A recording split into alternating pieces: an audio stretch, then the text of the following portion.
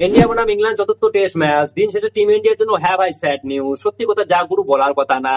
আমরা এখন ব্যাট করতে চাই 4 উইকেটের লোকসানে 264 রান 83 ওভার খেলেছে, পুরো ওভারটা হয়নি, পুরো 90 ওভার হয়নি।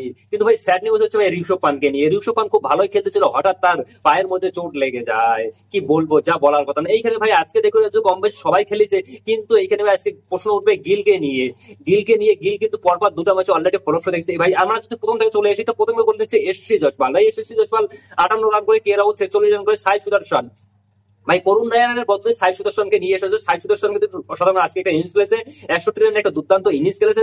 তার কারণ সাই সুদর্শন আমরা দেখেছিলাম পরের দুটো ম্যাচে ফলো হয়ে গিয়েছিল, তার জন্য কিন্তু তাকে বসিয়ে রাখা হয়েছিল, কিন্তু এখন কামব্যাক করেছে সাই সুদর্শনকে আবার নিয়ে আসা হয়েছে। সাই সুদর্শন কিন্তু অসাধারণ একটা ইনিংস আজকে খেলেছে। ভাই সাই সুদর্শনের তারিফ করতে হবে। আমার মনে হয় যে করুণ নায়ারকে আগেই বাদ দেওয়া উচিত ছিল, তার কারণ সাই সুদর্শন কিন্তু একজন ভালো ব্যাটসম্যান।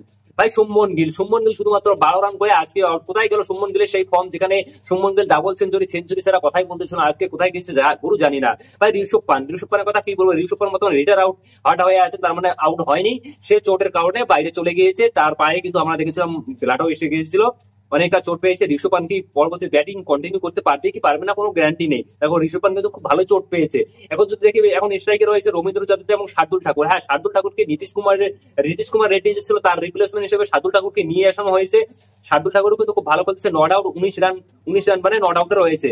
এই তারপরে যদি আমরা পুরো স্কোরটা দেখি তো পুরো স্কোরটা যশস্বী জয়সওয়াল, কে রাহুল, সাই সুদর্শন, শুভমন গিল, ঋষভ পান, রবীন্দ্র জাদেজা, শার্দুল ঠাকুর, ওয়াশিংটন সুন্দর, এটা কি রে, অনুকূল অঙ্কুশ কাম্বাস, কি নাম মুখে এসে না, অঙ্কুল কাম্বোজ নাকি, জসপ্রীত বুমরা, মোহাম্মদ সিরাজ। আসলে কি জানো, আমার ইংলিশ দেখলে হাডু কাঁপে, এই জন্য ভাই নতুন প্লেয়ারের নাম দিতে আমার একটু হাডুটা কাঁপলো। ঠিক আছে, কোনো ব্যাপার না, যদিও এখানে বেশি নেচে হয়ে গেছে।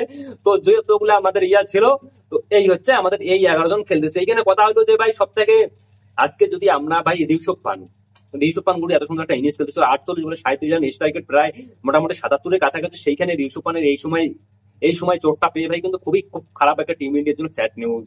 তার কারণ আমরা যদি নিচে এখন দেখি বা আচ্ছা একটা টার্গেট করতো টিম ইন্ডিয়া কত রান টার্গেট দিতে পারে। আমরা অলরেডি 264 রান খেলতেছি 4 উইকেটের লোকসানে। টিম ইন্ডিয়া কত রান অব্দি যেতে পারে কমেন্ট করে অবশ্যই বলবেন।